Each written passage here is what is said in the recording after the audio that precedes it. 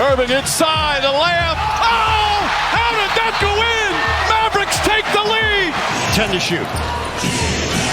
Edwards. Oh! Edwards! A signature slam! The playoffs reached a pivotal moment, and last night, superstars turned into superheroes in a bunch of wild games. We gotta start off in Dallas, where the Clippers and especially Paul George came out like a hurricane. Paul George, another three.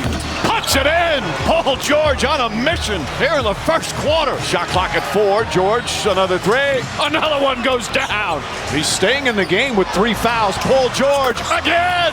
26 first half points. PG was unstoppable with 26 points in the first half, and he hit the PJ Washington post from last game to let him know who's who. Thing is, we got vintage Harden as well, as he dissected the Mavericks defense, got the matchups he wanted, and from there he started cooking. That's 9 3-pointers already in just over 14 minutes as Harden knocks down the three. It's so smart because Luka lets him get past, he funnels him to Gafford, but James knows where his spots are, so he doesn't challenge that size, he gets to his in-between. And on the other end, Terrance Mann hounded Luka all over the court.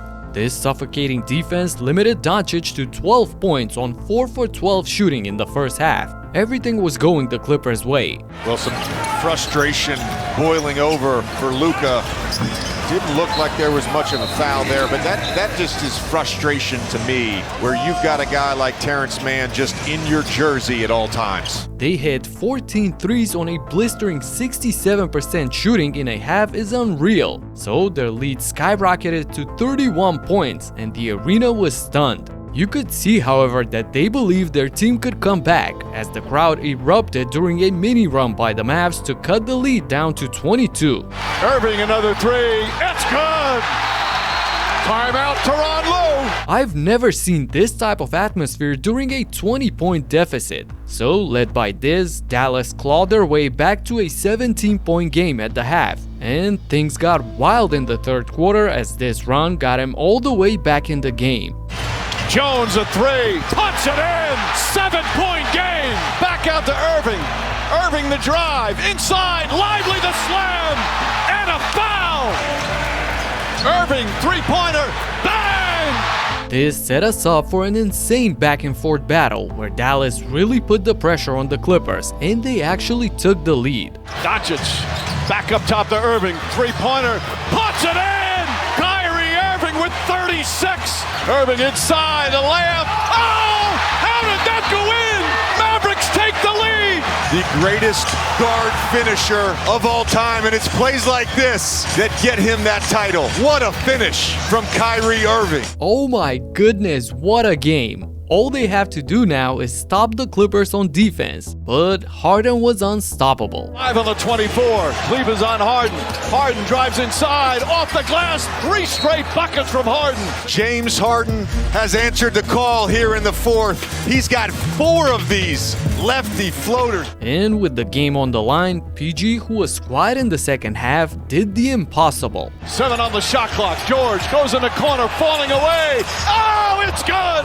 Paul George from downtown! With a excellent defender right in his face. What a hero shot from behind the backboard to give the Clippers the lead, allowing the Beard to seal the deal in the subsequent possessions, as the Mavs didn't have any answer for him and his 15 points in the fourth quarter for a total of 33 in the game. Vintage Harden. The Clippers won an absolute shootout of a game which I rated an 8.8 on Rate Game, the app that I'm a part of. I'm on there every game day and we're growing rapidly, so you can join me by downloading from the link in the description. Moving on to Philly, where I hate to say this, but Joel Embiid showed us that he's a dirty player, and all those accidents from the previous games were not inadvertent. Brunson was down for quite a few seconds on that little forearm shiver that he got from Joel Embiid. That looked like there might have been something to it from Embiid. At first, it looked like he just kind of incidentally fell on Hart, but when you see that angle, it looks like there might have been a little extra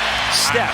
It looked like there was a chance it's not innocuous. Could have been, but there's a chance it wasn't. But the cheap shots would not scare the Knicks away, as Brunson exploded for 47 points, a Knicks franchise high in the playoffs. That shot is next level. Some would call him most improved. Brunson lays it in, plus the foul, and a chance for 3 for Jalen Brunson. Brunson Bodying into him, fading away. You bet!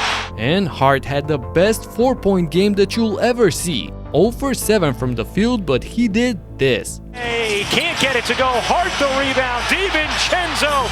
No. Rebound Hart again. Another chance for the Knicks, and now they can essentially hold for a final shot. Just winning plays by Josh Hart. He had 5 offensive rebounds and 17 total in this game. But when it mattered the most, with the game on the line, you know who the Knicks would turn to. Take Embiid. 2 to shoot. Brunson gonna have to. Brunson running away. Oh my! He got it to drop. A 40-point afternoon for Jalen Brunson. 1:05 to go in the fourth.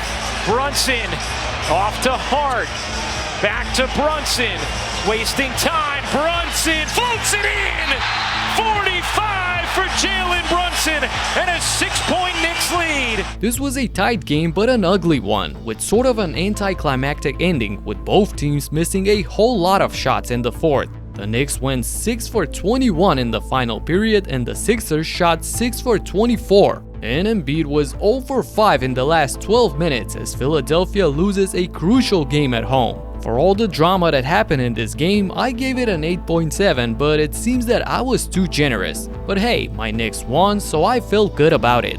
I do agree with Nico, however, that the rebounding won them the game. Minnesota went for the sweep against Phoenix, so Edwards and Towns knew that they'd need to come out with their A game in order to close out the series. And that's exactly what they did. Oh, lot of Towns powers in for the bucket. 46-43. Edwards. Count it for 3. But unlike the previous 3 games, there wasn't a blowout third quarter run for the Timberwolves, and we finally got a thriller in the fourth. O'Neal to Beal. Booker. Yes, sir. To 7-4 to go along with 31 points, 5 assists. Durant makes his move. Durant shovels it in. Kevin Durant. Conley back for Edwards, lines it up. Edwards with a deep shot. Edwards went crazy with 16 points in the fourth quarter and 40 overall. 5 to shoot. Edwards turns and hits. And then, in the clutch, just look at this championship level defense here by the Timberwolves. Suns are down by 2. High-low action. Durant against the smaller Conley. Help from Towns. Ball movement leads to O'Neal. Extra Beal. Drive, dish. Intercepted. Stepping in front. Alexander Walker with 2:27 to play. Minnesota absolutely clamped down on the Suns and allowed them just 1 field goal in the final 3 minutes of the game. And meanwhile, Edwards wanted to drop the hammer and put an end to this series. Edwards. Oh, Edwards! A signature slam! Wow, what a player! And had a combined 31 points, 8 rebounds and 6 assists on 51% from the field and 43% from downtown in 4 games, absolutely dominating the series and completely outplaying the Suns' big 3. Despite the sweep, however, it wasn't all fun and games for Minnesota, as their coach suffered some friendly fire and went down with an injury. The reports are that he may have ruptured his patella tendon, and I don't know if he'd be able to be on the sidelines for game 1 of the second round. And I totally agree with Chicken Mans that even though it was a close game, I thought that the Wolves always had control. Speaking of that, I kinda had a feeling that Indiana would have control of the game just by looking at the starting lineups. With Giannis and Dame injured, the Pacers were the favorites at home, but Milwaukee was ready to fight, and I mean literally. You've seen Nembhard hook him initially, Portis didn't like it, and then they just got tangled up. 2 acts by Portis. One is a push in the chest, the other one is a slap with contact to the head of Neymar. He has 2 technical fouls and is ejected. Portis throws a punch and is immediately ejected, making the Bucks roster even weaker for this game. And the Pacers saw the opportunity and immediately jumped on it. 3 games! Toppin throws it down! Over the top, strong finish delivered by Halliburton, finished. Bad pass, Milwaukee. Oh, dime there! Timeout, Milwaukee! Sweet pass. He gets the dimer, and he finishes. This was a huge opportunity for this young team, and despite Milwaukee's hustle, the Pacers were rocking in this game. Miles is out on the perimeter. Oh boy! Turner with the dunk! Give him 1 for that. Miles Charles comes with a pound. The arena exploded and stayed that way for the rest of the way as Indiana absolutely bombarded the Bucks, hitting 22 threes on an astonishing 51% from downtown. Halliburton's gonna push, he'll fire. Nembhard's gonna fire, and he buries it. And all of a sudden, they now come extremely close to the second round with a commanding 3-1 lead in the series. My 6.6 rating on Raid Game was fair for this one in my opinion, so download the app from the description and see you there. The playoffs are heating up and getting aggressive, and there was even an altercation between Luka and Westbrook in the previous game, so you gotta check out what happened in this video. Talk to you in the next one, peace out.